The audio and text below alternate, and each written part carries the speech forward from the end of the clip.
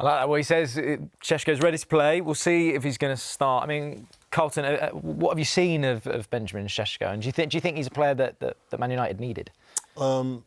He's a dynamic player. He's one that wants to go out there and just get goals. You can see, as soon as he's got the ball at his feet, he's just looking where the goal is. And that's what Man United need. They need someone that could put the ball in the onion bag, as they say. So, listen, they've given Højlund a massive chance. I think the chance came a little bit too early. So having someone like Sesko that's got the experience in Europe as well. And listen, you've got to look at, it's not easy for Manchester United, as people would think it is, but to attract the best players. So right now, they've only got Sesko, which is one of the best players actually at the moment in his position. And it just shows you they still do have a little bit of pull.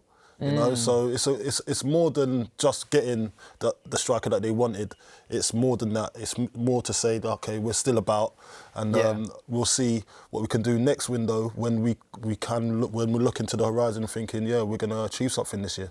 He is a bit younger, obviously. You know, comparing the two between Gyokeres and Sesko, he is obviously younger than Gyokeres and a little bit more raw, as people would say. Do you think Man United needed a player that is someone that develops over time, or did they need someone to come in straight away and do the business? Well, it depends what their policy is at the moment. Do they want to grow? Because listen, they had Højlund there as the number one for quite a while. He was so young, 19, 20 at the time. We've seen it, that project striker. That was supposed to be a project, but it looks like they've ditched that project now and they've gone to a new one. Someone that's willing to do the things that probably Højlund couldn't do.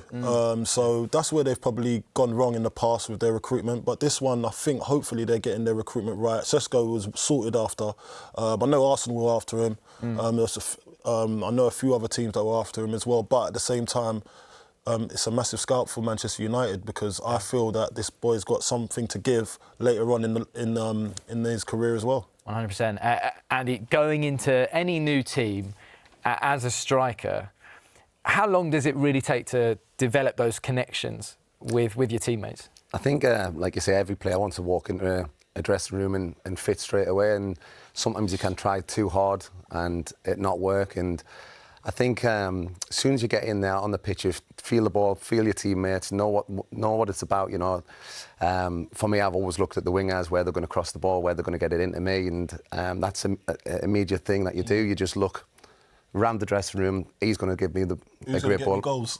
He's going to slot the ball in for me, and so it's picking. It's kind of picking the connection that you see in the training ground and leading up to the game, and just getting them close to you and saying, "Come on." Yeah.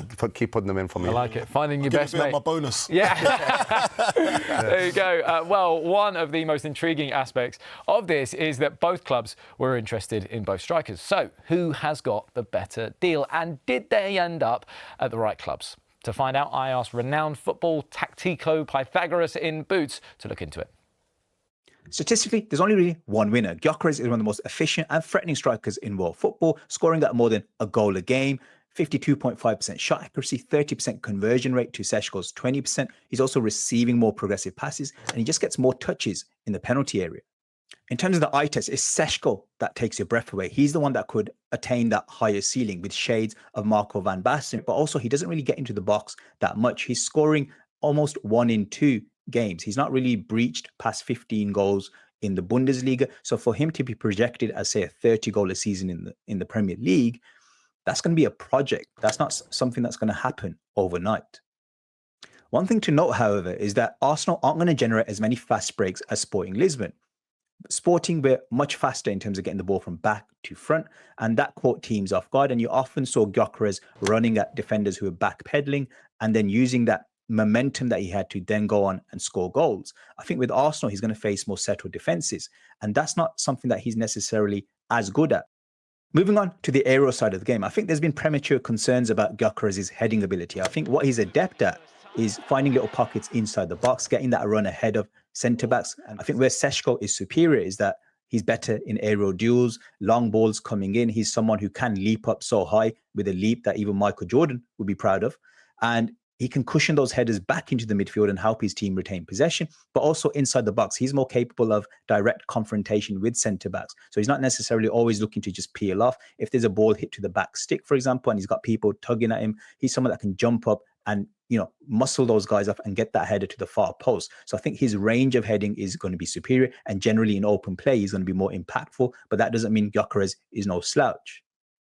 Finally, moving on to link-up play. Now, for me, Gyokeres reminds me a little bit of Ollie Watkins, someone that loves to roam into wide channels, generates a lot of shot-creating actions and assists for his teammates that are running in support. That's when their creative game comes to the fore. Against settled defenses, they're not going to be threading through balls and being that false nine type of centre-forward. In contrast, Sesko is more of a typical centre-forward, and there's shades of Zlatan in terms of how he brings that ball down on his chest, those sort of skillful type of backheel layoffs that he does.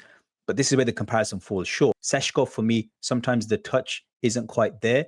And the main frustrating thing about Sesko is sometimes the decision-making. Like, he's brought the ball down, he's got runners around him, and instead of just playing that ball through to the right player, he'll chop back, he'll do a skill, he then pass it to the wrong player, and then he just kills the attack dead. So these type of decision-making errors need to improve. In conclusion, we have two very contrasting style of forwards, both at very different stages of their career. I think if Gyokeres is able to replicate the same form that he showed at Sporting at Arsenal, and tactically there's adjustments made from him as well as Arsenal, then he should, in theory, be more effective in the short term. However, in the long term, if Sesko hasn't superseded Gyokeres' legacy as an overall footballer, there's definitely question marks to be had, because I think, frankly, in terms of his ceiling, it's a lot higher. Anyway, hope that helped, Roman. Back to you in the studio. Thanks very much, mate. Well, look, we've seen a player kind of comparison there about the two strikers. I guess for both of you guys, you've got, I guess, Arsenal trying to maybe play a more direct game now, through balls in to try and get that ball in behind for Gyokeres. Maybe with Sesko, he's got Mbeumo, he's got Cunha, who can fit those balls into the box, as you say, where you want it. As your type of striker, what side would you prefer to be in? Would you prefer to be in at Man United or an Arsenal? I was just saying with Andy, I'm thinking, just as Andy was touching on before, he was talking about, you go into the dressing room, you go look around, who's going to get me goals? Yeah. So for me, when I'm looking at the dressing room, you got Saka in the Arsenal team. They probably had a few more, you got Martinelli, but Saka's probably the only one I could say can cross a ball in, a lovely ball in for a striker in the Arsenal squad. But then you look at Manchester United, and you've got Cunha that can swing it in. You've got Mbeumo who can swing it in. You've got a few players and wing-backs as well that can swing it in as well. So I think there's more opportunities to be playing in Manchester United. And I was saying that Sesko is probably our type of striker, where we hold up play, try and connect, strong in the air. So I think Manchester United would be the place for me to go. I don't know about you. You might still fancy the Arsenal role. What would you prefer? You're just looking. I can't speak for Andy. I'm with Corley. Like, as soon as the ball gets in the box, that's exactly what I wanted, and that's what Man United are about, to get the balls in. And yeah, for me, I would be exactly the same as him. That's it. Just looking. I love this chat. It's just looking for the best mate in the squad. That's all you're looking for. Listen, we might not even have to win the league, but I've got 40 goals. I think that's the connection that you need if you want to score goals. If you look around your team and see who's there and see who can deliver for you and put it where you want it.